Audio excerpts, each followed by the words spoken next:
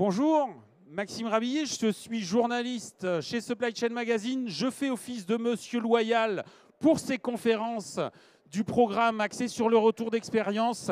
Et en matière de retour d'expérience, on a celui qui associe le cabinet Sitwell et OVH Cloud. Je vous en cite le titre. Dans les nuages, mais les pieds sur terre, on les voit bien ancrés au sol, la transformation supply chain d'OVH Cloud accompagnée par Sitwell. 4 intervenants, alors il y a 4 noms, mais il y a le mien. Je vais vous laisser, quoique non, je peux vous présenter. Il y a Guillaume Auchard, qui est directeur supply chain et manufacturing d'OVH Cloud, Raphaël Portillo, qui est associé chez Sitwell, Eva Born, qui est manager chez Sitwell, et donc un quatrième intervenant qui s'est ajouté, vous le voyez à l'écran, Thomas Gaumont d'OVH. Je vous laisse l'estrade pour les 45 minutes à venir et je reviendrai pour la partie questions-réponses. Notez les petits points d'interrogation dans votre prise de notes pour préparer les questions. Il y aura quand même la possibilité d'en poser. Je vous laisse. Donc, bonjour à tous. Alors, merci déjà d'être présent pour venir voir cette intervention. Donc, je me présente, Thomas Gaumont, ça fait 9 ans que je travaille chez OVH.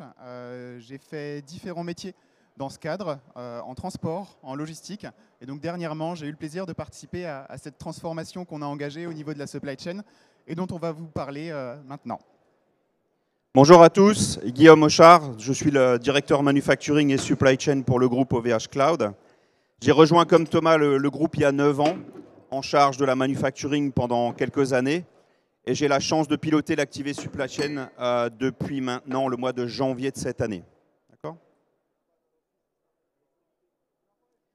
Alors, on va, je pense, vous donner quelques clés de lecture par rapport à l'activité d'OVH Cloud en tant que telle. C'est toujours assez surprenant et ça a été répété dans la phase d'introduction. Nous sommes un cloud provider, d'accord ? Donc nous avons pour mission de mettre à disposition de nos clients de l'infrastructure et du service. Cette infrastructure et ce service va passer à travers de la puissance de calcul, du stockage ou tout simplement du soft, de l'intelligence qu'on met à disposition sur nos offres. Donc on a différentes typologies d'offres. On va être sur du pur bare metal, c'est-à-dire qu'on va avoir et donner accès à un client à un service qui lui est proprement dédié. Et on va passer à travers différentes offres qui peuvent être public cloud, private cloud, dans des configurations de plus en plus sécurisées, plus constructives pour le marché et le client en tant que tel.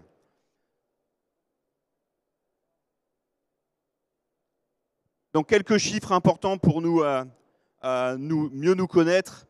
On a 1,6 million de clients dans le monde entier.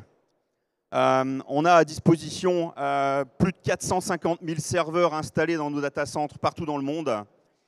Notre chiffre d'affaires sur l'exercice de l'année fiscale précédent est tout juste en dessous du milliard d'euros. On a 44 data centers qui sont répartis sur le monde. On a les États-Unis, on a l'Europe principalement et on a l'Asie-Pacifique. On a 2 centres de production et c'est là aussi potentiellement finalement, une partie de l'intérêt de cette présentation, c'est de passer à travers la maille industrielle de l'organisation d'OVH Cloud, cloud provider, mais en même temps industriel, ce qui fait de nous, sur le marché mondial, une entreprise assez spécifique et assez finalement unique dans son modèle d'intégration industrielle. Donc on est répartis dans le monde entier en termes de data centers et de centres de production. On a aussi la chance d'avoir des bureaux et on compose à peu près 3000 personnes chez OVH Cloud. Alors j'en parlais, la répartition des data centers est mondiale. On a une présence en Europe qui est très forte, qui est le cœur de notre marché. Mais on est aussi, et on continue, et on a une très grosse croissance sur les US, avec la côte ouest et la côte est, le Canada aussi, et une présence maintenant qui s'affiche et qui se renforce sur l'Asie-Pacifique, avec Sydney, Singapour et Mumbai. 2 centres de production, un au Canada pour soutenir la croissance qu'on a sur la plaque Nord-Amérique et un en France, à côté de Lille, à Croix, qui soutient la croissance pour toute la partie européenne et Asie-Pacifique de notre business.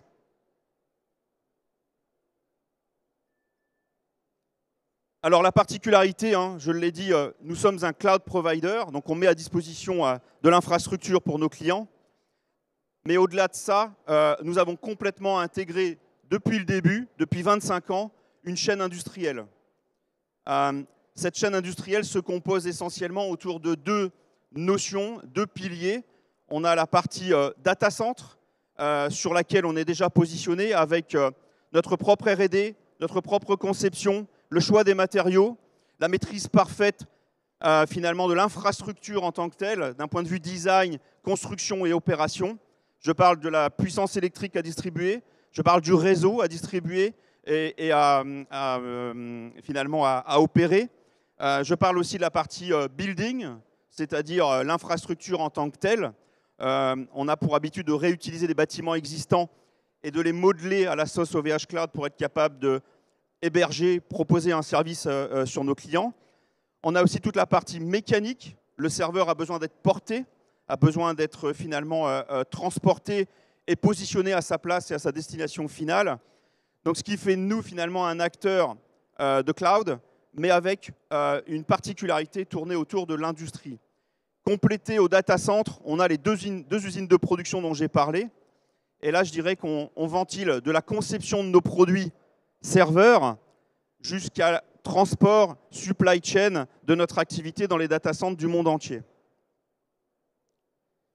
Et si on va un petit peu plus loin, tu peux aller à la slide suivante. Si on va un petit peu plus loin sur cette partie intégration du modèle, finalement, on est dans un modèle sur lequel on a beaucoup d'innovations qui sont intégrées dans notre modèle, dans notre proposition commerciale. Toute l'innovation produit va passer par la chaîne industrielle. Dans la chaîne industrielle, on va passer, comme je l'ai dit tout à l'heure, sur la conception de nos produits, le choix des matériaux, le choix des composants. La vitesse qu'on donne à ce flux d'innovation, qui est permanente, hein. Chaque année, on va être capable de mettre à disposition pour nos clients, dans nos data centers, 3 à 4 refresh de génération de serveurs pour proposer un service différent à nos clients. Ce refresh de gamme, il est conçu de façon industrielle pour être capable d'orchestrer non pas une seule vie aux propositions clients qu'on va faire sur cette base de hardware, sur cette base de serveurs, mais 2, 3, voire 4 vies de génération potentielle à la vente. Ce qui va faire qu'un serveur chez OVH Cloud, il est produit une année et il va être consommé à travers 3, voire 4 différentes vies commerciales. Au-delà de ces 3 ou 4 vies commerciales, quand on sort une nouvelle plateforme, on réfléchit toujours à quelle cascade ces serveurs vont faire dans l'architecture de notre data center. Et un élément important, c'est que quand on arrive à la fin de vie du serveur et qu'il est de moins en moins excitant pour la partie client, on va orchestrer ce qu'on appelle notre reverse supply chain. Donc on va lancer là des customisations ou des upgrades en data center pour lui permettre de faire une vie supplémentaire. Et si ce n'est pas possible ou pas intelligent de le faire, on fait revenir les serveurs dans les centres de production, on démonte ces serveurs, on teste les composants, on les réinjecte dans nos stocks disponibles à être consommés. On le fait sur les composants pour lesquels il y a une utilité à être réinjectés dans une plateforme différente pour de nouveau apporter une vie supplémentaire commerciale sur un service particulier. Cette partie-là est un atout et une spécificité qui est réellement, j'ai envie de dire, le cliché d'OVH Cloud. Et il nous permet d'être capable d'assumer une grande partie de la différenciation qu'on a avec les autres sur notre empreinte carbone. Le taux de réutilisation de composants est faramineux par rapport à tout le circuit, tous les autres cloud providers qu'on peut trouver dans le monde. Donc réellement, OVH Cloud est un acteur essentiel d'un point de vue économie circulaire et dans la réutilisation de ces composants pour proposer des services clients. Passez la main. Et alors, du coup, avant de passer à la suite, donc bonjour à tous. Moi, je m'appelle Eva Born, je suis senior manager chez Sitwell au bureau de Lyon. Et du coup, moi, j'ai accompagné OVH depuis 1 an et demi à cette transformation dont on vous détaillera un peu après. Yes, du coup, je me présente aussi. Moi, c'est Raphaël Portillo. Je suis donc associé au sein de Sitwell et donc responsable de nos activités à Lille. Donc, c'est en partie notre équipe qui accompagne OVH, même si on a construit un dispositif assez national pour arriver à le faire. Comme vous avez compris de Guillaume, ce n'était pas forcément une mince affaire. Et juste pour nous présenter très rapidement, ce n'est pas le but majeur aujourd'hui, on veut surtout parler du projet.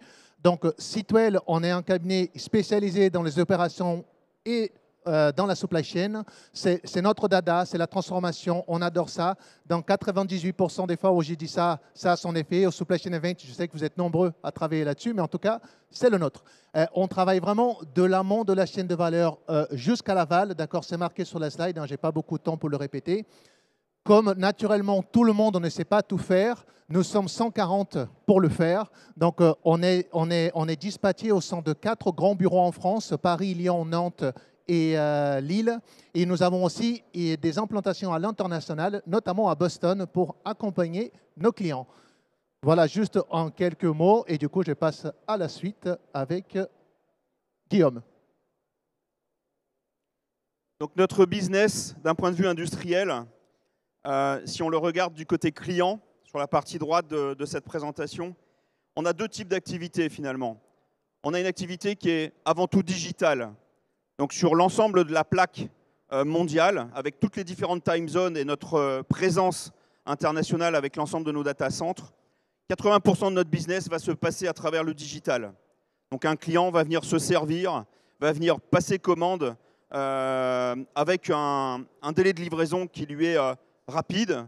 On parle de 120 secondes, on parle de 24 heures, on parle de 72 heures pour avoir accès à la ressource sur laquelle il a engagé la commande. Donc cette partie-là est essentielle. Donc on fonctionne avec une grande empreinte sur le digital.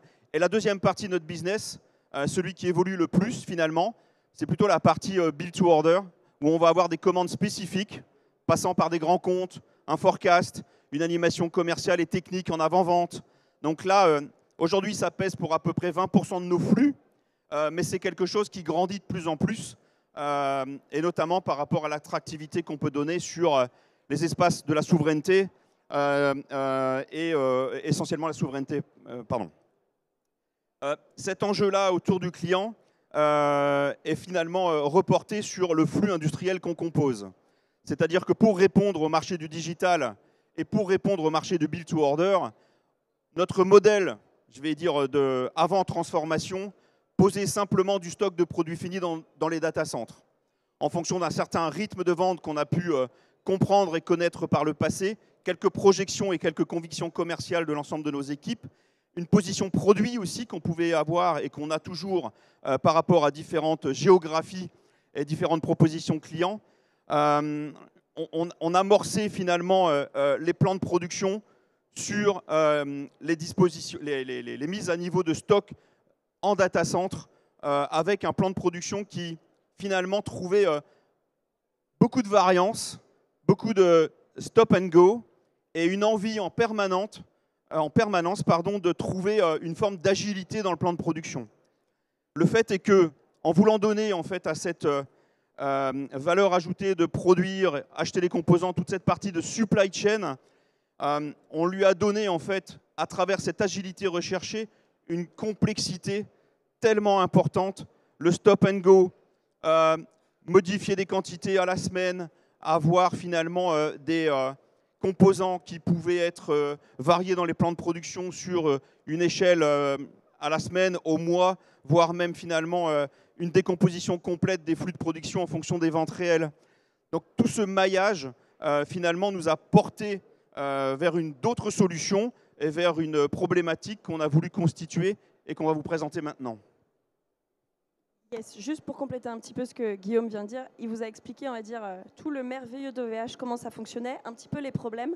Pour compléter les problèmes, en fait, comme dit Guillaume, la planification, c'était le cœur d'une des grandes problématiques. On avait 2 modes de planification, un plutôt moyen-long terme et un plutôt court terme.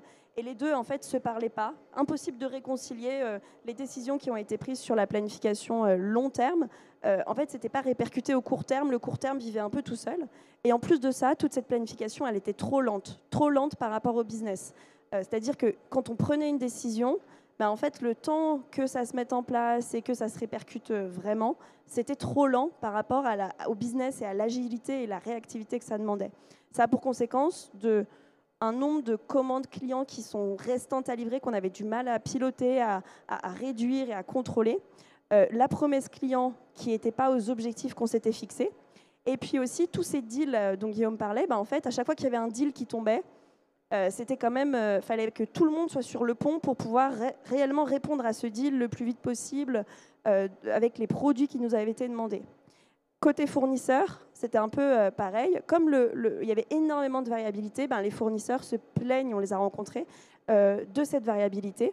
Dans un contexte, il faut se dire, d'approvisionnement des composants électroniques qui est quand même compliqué. C'est limité, on peut pas, c'est pas un grand marché avec beaucoup d'appros possibles. Et du coup, une grande variabilité. Et donc, les fournisseurs, ils se plaignent d'un manque de visibilité. Et quand on a de la visibilité, en fait, c'est tellement variable que voilà, c'est peu crédible, quoi. Et enfin, dans les problématiques, Guillaume en a un petit peu parlé, mais une des problématiques, c'était que nous, ça nous a étonnés en tant que cabinet de conseil qui arrive là, mais la question du stock serveur, elle n'était pas au cœur des enjeux. Ça veut dire quoi concrètement? Ça veut dire que personne, enfin en tout cas, on ne se posait pas vraiment la question de à quoi sert le stock serveur, à quoi il est censé répondre, où est-ce que je le mets, est-ce que je le mets dans les data centers ou ailleurs, mais aussi comment je le dimensionne. Donc d'un univers à un autre, ça pouvait être assez différent la façon de dimensionner les stocks et la façon de réapprovisionner ces stocks et de recompléter les stocks en data center. Pareil, c'était des méthodologies un peu différentes et des règles différentes. Ce qui fait qu'avoir une lecture complète de est-ce que j'ai le stock au bon endroit, en fait, c'était très compliqué d'avoir cette analyse-là.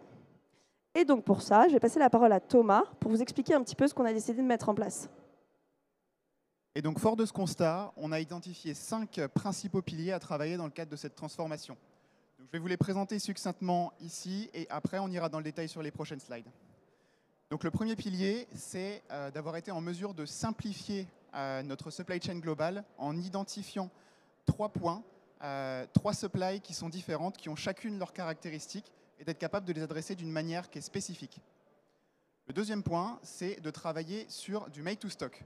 Donc, via l'implémentation d'un stock de serveurs pour être capable de répondre à la demande de manière plus rapide et de mettre en place un flux qui soit tiré au lieu d'un flux poussé.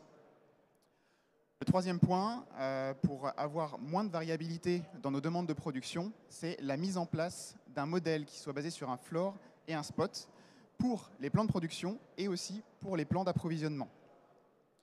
Le quatrième, c'est d'être capable d'avoir une planification qui soit vraiment corrélée par rapport à nos besoins d'investissement et donc nos CAPEX.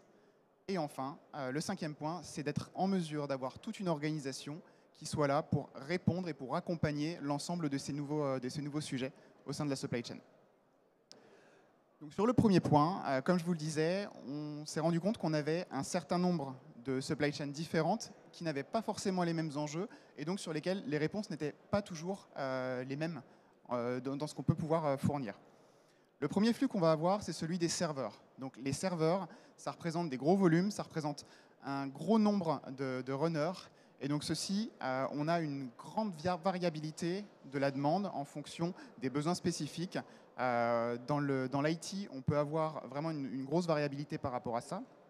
Et donc sur ce point, la réponse qu'on a trouvée, c'est d'être capable de faire du stock pour répondre au maximum à la demande client lorsqu'elle se présente. Le deuxième flux qu'on a identifié, c'est celui des racks. Alors les racks, c'est des grandes armoires dans lesquelles on va être capable de mettre les serveurs en data center et qui vont apporter ce qui est l'électricité, le réseau et l'eau.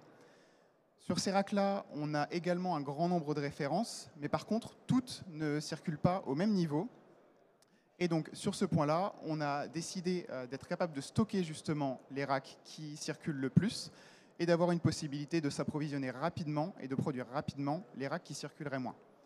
En sachant que sur ce point-là, on a également une gestion à avoir sur ce qu'on appelle les U-vides. Donc, un rack, ça va avoir un certain nombre d'emplacements qui sont disponibles. Donc, nous, on a besoin, lorsqu'on expédie un rack, s'il n'est pas complet, s'il n'est pas rempli de serveurs une fois expédié, d'être en mesure de garder une traçabilité pour savoir combien de place il nous reste en data center. Et enfin, le troisième flux spécifique, c'est celui des pièces détachées. Les pièces, on en a besoin pour fabriquer nos serveurs dans nos usines. On en a également besoin pour les pannes, donc dans les data centers. S'il y a un serveur qui tombe en panne, il faut qu'on soit en mesure de le réparer rapidement. et aussi pour les customisations. Guillaume vous parlait que parfois on a des besoins spécifiques des clients qui ont besoin d'avoir des configurations qu'on n'a pas sur l'étagère. Et donc dans ce cas-là, il faut qu'on soit en mesure de prendre un serveur standard et de l'adapter aux besoins du client. Sur ce point-là, on a un nombre de pièces aussi assez important et surtout, on a besoin d'en avoir toujours de disponibles, notamment pour les flux les plus critiques. Et par rapport à ça, ce qu'on a souhaité faire, c'est vraiment segmenter nos différents stocks pour toujours avoir un stock qui soit disponible dans la bonne quantité par rapport aux besoins de production qu'on avait. Le deuxième point qu'on a mis en place, c'est celui de la stratégie Make to Stock, donc qui est nouvelle, et d'un flux qui soit tiré. Donc le schéma qui est présenté juste ici, il ressemble beaucoup au schéma qu'on vous a présenté avant, mais il y a toutefois quelques petites variations. La première, comme vous pouvez le voir, c'est l'implémentation d'un stock de serveurs qui est directement en sortie d'usine. Donc maintenant, on va produire un serveur, on va l'envoyer dans le stock central, et c'est ce stock central-là qui sera en mesure de distribuer les centres de données. Les centres de données, on voit également qu'ils ont l'apparition de buffers. Donc ces buffers-là, ils ont été calculés en utilisant la technologie, la méthodologie DDMRP. Et derrière, ça va nous permettre, nous, de les remplir de manière régulière en fonction de la demande réelle qui a été faite par les clients. Donc nous, régulièrement, on va regarder l'état de ces stocks-là. Et s'il y a un besoin, on va être en mesure de déclencher une expédition pour être capable de remplir ces stocks. Il faut savoir aussi que la méthode DDMRP, elle a été utilisée pour l'ensemble des flux qu'on a. Guillaume vous parlait, on a différents produits. On a les bare metal où effectivement un serveur représente une seule unité. Mais on a aussi des services comme du PCI, du PCC, où là, on va avoir plusieurs services qui tournent sur un seul serveur. Et donc, pour ces spécificités-là, on a également utilisé la méthode DDMRP. À partir de là, comment est-ce qu'on fait pour remplir ces stocks centraux? Je vous parlais tout à l'heure du floor et du spot. Donc le floor, qu'est-ce que c'est? C'est un plan qui va être figé sur 6 mois. Donc en faisant ça, on s'assure une régularité dans le cadre de la production et surtout une prévisibilité. Ce floor-là, on l'utilise également et on le communique à nos fournisseurs puisque les commandes sont passées à 6 mois, ce qui permet vraiment d'offrir de la visibilité sur les 6 prochains mois. Il ne changera pas, il est figé et donc derrière, c'est là-dessus qu'on se base pour remplir nos stocks. Par contre, dans les cas où effectivement on a une demande qui est variable, si on constate qu'au niveau des stocks, on descend un petit peu trop bas, on a le spot qui intervient. Le spot, lui, il nous permet d'être en mesure de rajouter de la production à 5 semaines. Et ça nous offre la flexibilité nécessaire pour être capable d'assurer qu'en tout temps, on aura les serveurs qui sont nécessaires pour répondre à la demande.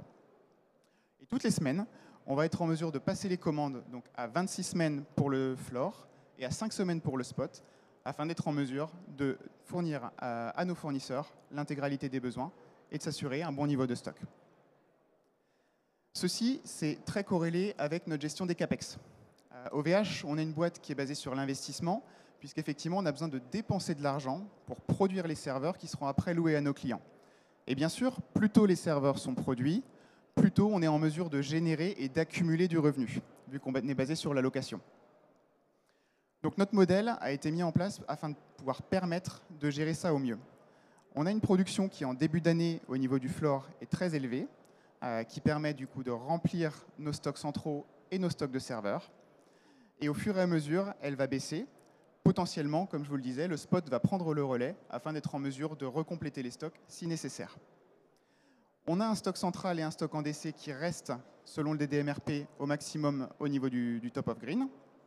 Et après, en fin d'année, on envoie ce qui reste potentiellement dans notre stock central en data center afin de pouvoir générer le revenu, assurer la fin d'année fiscale et le démarrage de la suivante, le temps effectivement qu'on ait la production qui redémarre. Et enfin, on a besoin de mettre en place toute une organisation pour gérer ces nouveaux flux et cette nouvelle méthodologie qu'on a développée.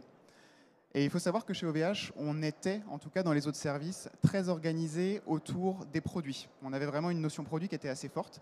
Dans la supply chain, ce n'était pas encore le cas, où on gérait de manière assez transverse les sujets.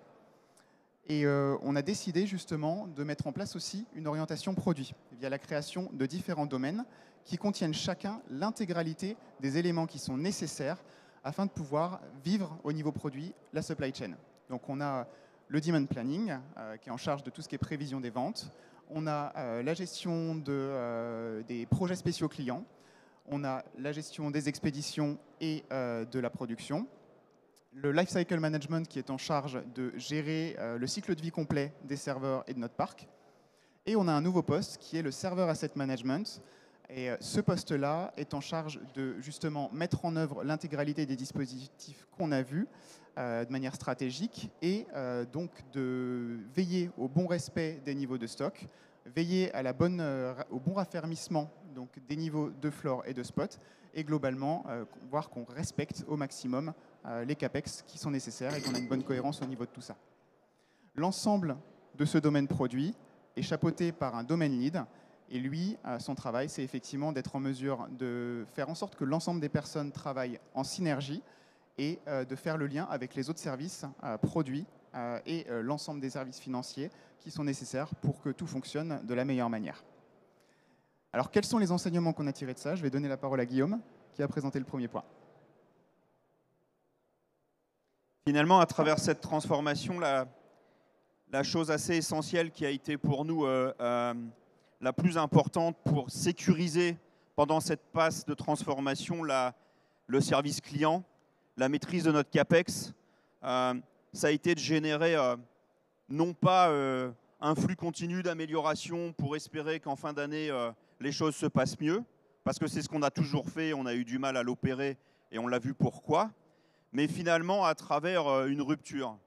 Et donc quand on a décidé de fonctionner avec la mécanique du floor et du spot, eh bien, en fait, on n'a pas attendu de générer les courbes théoriques que vous avez vues sur le début d'une année fiscale, mais on a décidé très rapidement de lancer un POC sur une échelle assez importante. On était quasiment à plus de 50% de notre business sur le produit qu'on avait sélectionné pour lancer le POC. Et on a lancé en février-mars les initiatives pour être capable de démarrer l'ensemble de la chaîne industrielle et de l'organisation sur plus de la moitié de notre business d'un coup d'un seul, en fait, finalement.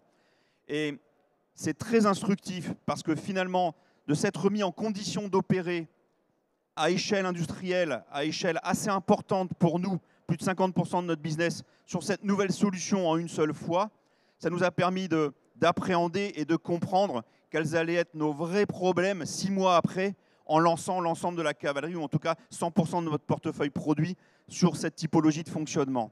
Et ça, c'est réellement quelque chose qu'on applique maintenant partout. Ce n'est pas simplement sur ce projet sur lequel on a finalement migré et transformé notre organisation, mais finalement, il est presque récurrent, ou en tout cas similaire à notre modèle de CAPEX. Plus vite on met le CAPEX, plus vite on vend finalement le service client dans une année fiscale, mieux on vit chez OVH Cloud du fait qu'on a finalement la récurrence du revenu qui se fait chaque mois sur les ventes qui ont pu être opérées en début d'exercice. Et donc, cette typologie d'enseignement qu'on a pu avoir à travers cette transformation, c'est quelque chose qu'on arrive à trouver de façon assez similaire avec la typologie de notre business en tant que tel. Donc le deuxième point, c'est avoir été en mesure de combiner et les spécificités d'OVH et des méthodes qu'on avait déjà dans nos outils avec le business spécifique. Effectivement, on a parlé du DDMRP qu'on a mis en place. On a dû faire quelques ajustements pour qu'il fonctionne bien avec les services, avec les serveurs dont on parlait. Mais tout ça, effectivement, on a été en mesure de le faire et de tirer le meilleur parti de ces méthodes classiques et bien connues dans la supply chain avec les spécificités de la tech, de l'IT qu'on a. Et donc, c'est effectivement avec tout ce travail qu'on a pu faire ensemble qu'aujourd'hui, on a réussi à mettre en place un système qui fonctionne bien et qui répond complètement aux besoins qu'on avait côté OVH. Le troisième enseignement qu'on a eu, c'était que, en fait, pour passer d'un modèle MTO à un modèle MTS, tout ça a été géré par le RP, en réalité, qui est SAP, qui a été mis en place en 2021, donc il n'y a pas si longtemps. Et pour changer de modèle, en fait, ça nécessitait de revoir une grande partie du corps modèle de l'ERP. Et finalement, ce sujet-là, il n'est pas vraiment rentré dans la balance de la décision de changer de modèle. Au final, on s'est assuré de la faisabilité. On s'est dit, OK, c'est faisable, ben, allons-y. Bon, ça a été fait extrêmement vite par des équipes SAP extrêmement efficaces. Mais en fait, on n'a pas eu peur, quoi. On n'a pas pris peur en se disant « Oh là là, il faut tout revoir ». On s'est dit « Ok, il faut tout revoir, donc il faut mettre les moyens pour tout revoir ». Parce que ça change quand même pas mal de choses dans l'ERP. Il faut revoir les flux informatiques, il faut revoir les flux financiers, il faut revoir la façon dont on déclare les besoins, il faut revoir les interfaces entre l'ERP et le système qui maintient ce qu'il y a dans les data centers, etc. Donc, c'est des interfaces qui sont aussi très importantes. Et donc, il faut revoir quand même beaucoup de choses. On s'est assuré de la faisabilité.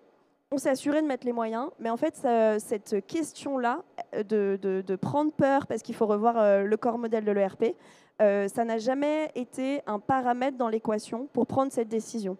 Et au final, on l'a fait, on y est arrivé, même si ça a été pas évident pour les équipes de tout reparamétrer. Mais on l'a fait, quoi. C'est pas si compliqué, il faut mettre les moyens, il faut le faire. Et en tout cas, c'est pas rentré dans la décision. On s'est dit, le modèle qu'on veut, en fait, il est plus pertinent, plus efficace. Ben, il faut pas que le RP nous empêche de le faire, quoi. Alors, une des raisons pour lesquelles on est allé aussi vite, comme l'a précisé Eva, c'est finalement parce qu'on a eu la capacité et surtout le soutien d'Octave Klaba en tant que tel, donc le fondateur d'OVH Cloud. Il a été partie prenante avec nous parce que finalement, grâce à l'instruction qu'on a pu donner au dossier, la data sur laquelle on s'est figé autour des anomalies qu'on a pu constater et puis du manque de vitesse qu'on avait pour réagir à la demande par le système précédent, finalement, cette difficulté-là, on l'a appréhendée collectivement et c'est devenu un sujet d'entreprise. Ce n'est pas simplement devenu le sujet de l'industrie et encore moins uniquement celui de la supply chain. Une des notions aussi assez fondamentales, c'est que cet environnement de décision à 6 mois de ce qui est nécessaire de produire et de figer le plan n'est possible que si vous êtes capable d'embarquer le reste de l'entreprise. Et quand je dis le reste de l'entreprise, c'est l'équipe finance, l'équipe sales, marketing et product. Dans l'environnement tech dans lequel on se positionne, avec, comme je l'ai dit, un environnement digital qui est prépondérant, très pesant, prendre des décisions à 6 mois, vous ne vous rendez pas compte, mais c'est extrêmement long, en fait, finalement. Et pour autant, si on voulait rendre les choses moins complexes en supply chain, vivre mieux et être plus percutant dans une dominance autour de la livraison client et la maîtrise de nos capex et de nos stocks, finalement, c'était la solution. C'était de donner de l'écoute, de donner de la possibilité d'engager les commandes et un plan de production ferme et d'étendre finalement le reste de l'organisation et décomplexifier ou retenir la complexité sur la partie plutôt phase de décision pour les 6 mois à venir, mais non plus le jour où il faut produire ou le jour où il faut aller connecter les machines dans le data center parce qu'il est tout simplement trop tard pour réagir à de grandes décisions qu'on n'a pas prises 6 mois précédents. Yes, et du coup, le dernier point d'apprentissage qu'on a voulu partager avec vous ce matin, c'était un point qui était... en fait, on a été assez fiers de l'avoir trouvé collectivement et on en est tellement fiers que maintenant, on essaie de le dupliquer à chaque fois qu'on va ce projet de transformation, qui était ce qu'on appelait entre nous la mise en place d'une core team. Et c'était quoi la core team? La première chose, qu'on a commencé la phase de diagnostic, on a plutôt une phase d'exploration. On s'est rendu compte, je pense que vous l'avez senti là ce matin, en tout cas je l'espère, OVH, c'est une culture qui est propre, c'est un business qui est propre, c'est technique, c'est vraiment très compliqué. OVH, même à date, après plusieurs mois de mission, on n'est pas sûr d'avoir tout compris. Et on s'était dit, avec Eva et l'équipe, il ne faut pas qu'on y aille tout seul. Si on y va tout seul, on n'aura pas le temps de tout apprendre. Et c'est vraiment un conseil qu'on vous donne. On a eu cette idée d'utiliser des personnes qui étaient déjà en place et qui étaient donc des experts, des influenceurs, des cadres, pas des cadres dans le sens fiche de paye, mais des cadres dans le sens de présence dans les équipes, pour se dire, on va bâtir la transformation avec eux. Et après, ces gens-là vont aussi être des ambassadeurs de ce qu'on a proposé. Parce que comme disait Eva, quand tu changes le cœur de SAP, si tu dis que c'est Guillaume, que c'est Citoel qui a dit, c'est pas la même chose si c'est son collègue qui est tous les jours sur SAP qui a dit, il faut dézinguer SAP, vous voyez. Et ça, c'était quelque chose de très important pour nous, de s'appuyer sur ces gens-là. Et c'était quoi un peu notre méthode de travail avec eux? C'était une autre chose qui était très importante, parce que nous aussi, on se devait de ramener une certaine méthode. On ne rentrait pas dans les salles pour coller des post-it. Vous voyez, même si on a collé beaucoup de post-it, mais à chaque fois, on arrivait avec la brique qui était cassée. C'est-à-dire que, Citoel, dans une chambre, on bâtissait le processus, le diagnostic de A à Z. C'était une V0 qui était très imparfaite. On passait des journées de travail avec Thomas, avec la core team, on l'a séqué, et parfois fortement, et on arrivait avec une V2 en sortant de la salle. Et après, on allait en copile avec Guillaume et ses pairs, et là, on sortait avec la V3. Vous voyez, et à chaque fois, on faisait ce processus à nouveau. Il fallait donc une certaine humilité collective pour bâtir, casser, mais ça nous accélérait vraiment parce qu'en sortant de la salle, on a presque, j'ai fait un raccourci, mais on a presque plus besoin de change management parce qu'on est 15 personnes, on était d'accord avec ça, on avait compris pourquoi on a pris à gauche, à droite. Voilà du coup le 5e pilier qu'on a voulu partager avec vous ce matin. Et du coup, c'est à Guillaume. Je vais rajouter un élément autour de ça, parce que l'équipe est importante. Finalement, Thomas a parlé de la nouvelle organisation qu'on a mis en place pour suivre ces nouveaux protocoles de travail. Je ne sais pas si vous l'avez bien compris, mais à travers cette nouvelle organisation, on a finalement retiré ou supprimé l'ensemble des rôles de management métier. D'accord ? Donc on n'a plus un expert prod planning, on n'a plus un expert demande planning, qui compose simplement l'expertise de son métier bien assumé. On a repris une organisation autour du produit. Et donc pour nous, c'était assez essentiel finalement de se rapprocher du client, d'être capable de parler le même jargon et de comprendre l'histoire complète de A à Z d'un point de vue finance, sales, marketing, supply, autour du produit.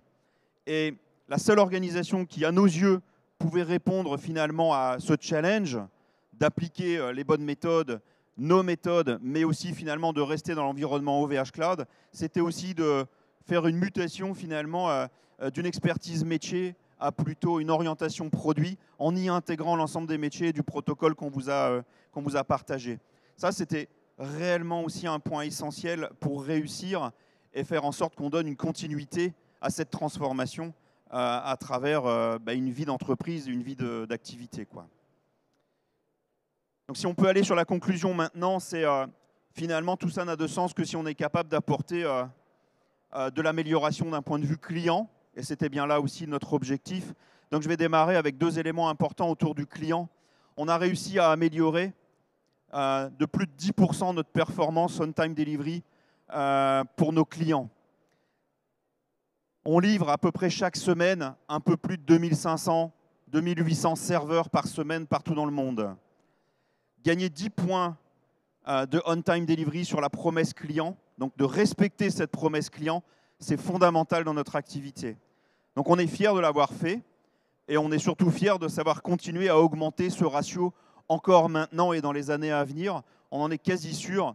On est dans une étape là où on va utiliser, plutôt que de faire le POC, on est dans l'étape d'utilisation et maintenant dans l'étape où on va donner de la continuité à la progression, non plus là par rupture, mais là pour le coup en amélioration permanente comme on peut savoir le faire aussi. Un élément aussi sur lequel on a donné de la vitesse, c'est si on n'a pas respecté la demande client, est-ce que le temps nécessaire pour y répondre a baissé? Et là, en fait, oui, il a baissé de 21%. C'est-à-dire que notre profondeur de retard, à travers l'exercice de transformation qu'on a opéré, a aussi s'est nettement amélioré. C'est-à-dire que si on est en retard, on l'est de moins en moins et on met de moins en moins de temps à répondre à une commande pour laquelle on a failli dans la réponse à la promesse client. Les autres éléments qu'on a composés là pour vous donner finalement une finalité et puis un résultat à cette transformation, c'est la maîtrise du CAPEX. Thomas en a parlé. On vit avec le CAPEX de façon très intense. Donc on est très capitalistique. On a une intensité qui est très forte. Et on se base sur notre CAPEX pour faire notre croissance. Donc la maîtrise de la volumétrie et de la qualité du CAPEX, c'est juste fondamental pour réussir une année. Une année en termes de cash, mais aussi finalement une année en termes de revenus. Et aujourd'hui, en fait, on avait tendance à ne pas être suffisamment précis dans la qualité de l'information autour de la maîtrise de notre CAPEX. Aujourd'hui, on a su finir notre année fiscale qui est fin août 2025. On a su finir avec une erreur de 2%. Donc notre CAPEX sur la partie dont on a discuté là, ce n'est pas un secret, c'est publié aujourd'hui. on tourne autour de 230, 240 millions d'euros. Faire une erreur de 2% dans notre activité, je pense que ça a été le record durant les dernières années, en fait. Je ne l'avais jamais vu aussi fine et aussi précise que ça dans notre capacité à délivrer l'attendu 6 mois auparavant. Donc ça, c'est vraiment une performance. Et la deuxième performance qui s'associe à la lecture CAPEX, c'est la maîtrise de nos stocks composants et produits finis. Par conséquent, avec le nouveau modèle, vous l'avez compris, on somme les deux informations, le stock de produits finis, le stock de serveurs qui attendent d'être distribués dans nos data centers, et puis le stock de composants qui nous sert à produire. Avec le plan qui est figé autour de la production, tous les composants que vous avez achetés, vous les consommez. Ce qui n'était pas le cas à l'époque avec l'ancien modèle.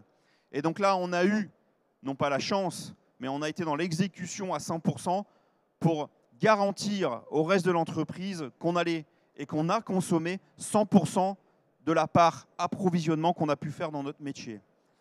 Et pour cette année, c'est une performance chez OVH Cloud. Et donc cette partie-là, c'est associé à la baisse jusqu'à 0 de l'ensemble des stocks tampons dont on a parlé, des produits finis qu'on avait mis à disposition dans les centres de production pour distribuer dans nos data centers. Donc si on additionne la baisse de stock composants relatif à la consommation sur les ordres de production qui étaient placés 6 mois à l'avance, plus la mise à zéro de nos stocks de produits finis avant distribution en data center, on a su faire 30% de baisse de notre valeur stock sur la fin d'année fiscale par rapport au point d'entrée de la même année fiscale. Ce qui est un très très bon résultat dans notre domaine d'activité. Merci à tous pour votre écoute. Merci à l'équipe pour la présentation. Merci. Merci pour ce témoignage fou qui a soulevé plein de sujets, hein, de la transformation supply, de l'organisation, des méthodologies, des outils. Juste, on va avoir très peu de temps pour des questions. Moi, j'en ai une plutôt factuelle. Les fameux domaines produits autour desquels il y a donc une organisation qui se met en place avec toutes les compétences, notamment supply. C'est beaucoup de domaines produits ? Non, on a fait une sélection de 2 grands domaines. Donc on a fait une sélection autour du bar métal.